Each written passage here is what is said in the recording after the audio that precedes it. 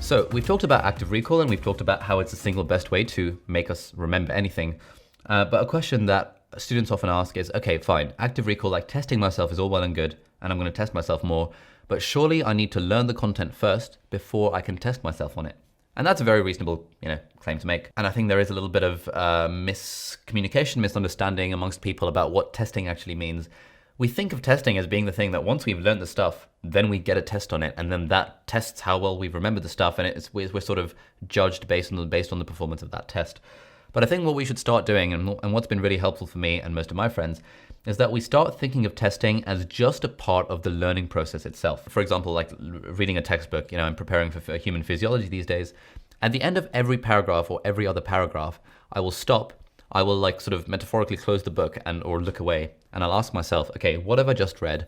What are the key concepts from what I've just read? And can I phrase this in my own words? And I'm doing that with the book closed. I'm not wasting time by writing out a summary of stuff with the book open, because that's completely passive and completely pointless. What I'm doing is I'm closing the book and then I'm trying to actively recall what I've just read. And the fact that I'm doing it there and then also helps with the forgetting curve that, again, we've talked about a bit and we'll talk about a bit later, because as soon as I've read that paragraph, reading that paragraph is a passive process. And therefore, my brain doesn't have to work very hard at reading the paragraph. Our brain it's not a perfect analogy, but it's sort of like a muscle, in that the harder it has to work to do something, the more likely it is to be able to do that thing better in the future. So if I've just read 2 paragraphs about how the kidneys work, that's been pretty passive.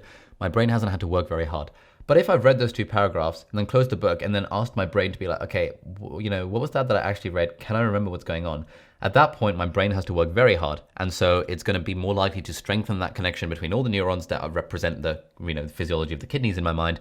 And therefore, I'm more likely to remember it and more likely to understand it. And at this point, I'm actually going to include wholesale a clip from a YouTube video that I made last year about how to learn new content, where I quote from the book, Make It Stick. And I will just put it in here now because I phrased it better then than I could do now. So yeah, say hello to me from the past. There's a bit at the end where the authors are showing text interviews from students that have used techniques like active recall and spaced repetition to massively boost up their marks. And there's quite a good passage where they're interviewing a medical student who got into medicine by some weird route that meant he didn't have the basic science background that all his classmates had, and he ended up being bottom of the class. And he talks in this book, towards the end, he talks about how the only way he knew how to revise, how to study stuff, was to read stuff in the book. And when he didn't understand it or when it didn't stick, he didn't know what to do, because all he'd been taught, all he'd been using for his whole life was just reading the information over and over again.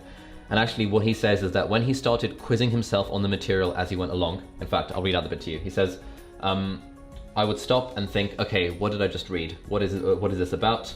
I'd have to think about it. Well, I believe it happens this way. The enzyme does this and then it does that. And then I'd have to go back and check if I was way off base or on the right track. And he goes on to say, the process was not a natural fit. It makes you uncomfortable at first. If you stop and rehearse what you're reading and quiz yourself on it, it just takes a lot longer. If you have a test coming up in a week and so much to cover, then slowing down makes you pretty nervous. But the only way he knew of to cover more material, his established habit of dedicating long hours to rereading, wasn't getting the results that he needed.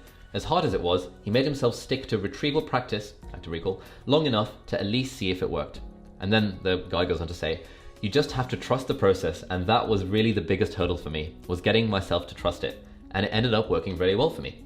Really well. By the time he started his second year, Young, the student, had pulled his grades up from the bottom of the class of 200 students to join the high performers and has remained there ever since. And then they talk about how this guy actually started mentoring students on effective study techniques and how, people started coming to him to learn how to study. This guy, who was literally bottom of his class in this medical school, coming from a background where he didn't really have any basic science knowledge, managed to get to the top to the extent that people were then asking him for help. And all he did was quiz himself on stuff as he went along. I.e. active recall, retrieval practice, testing yourself is not just for when you've learned the material, it's actually a fundamental part of learning the material in the first place. You're weaving this narrative, you're building this mental model in your head, you're telling yourself a story of your content as you're getting through it, not just, when it comes to the exam right at the end.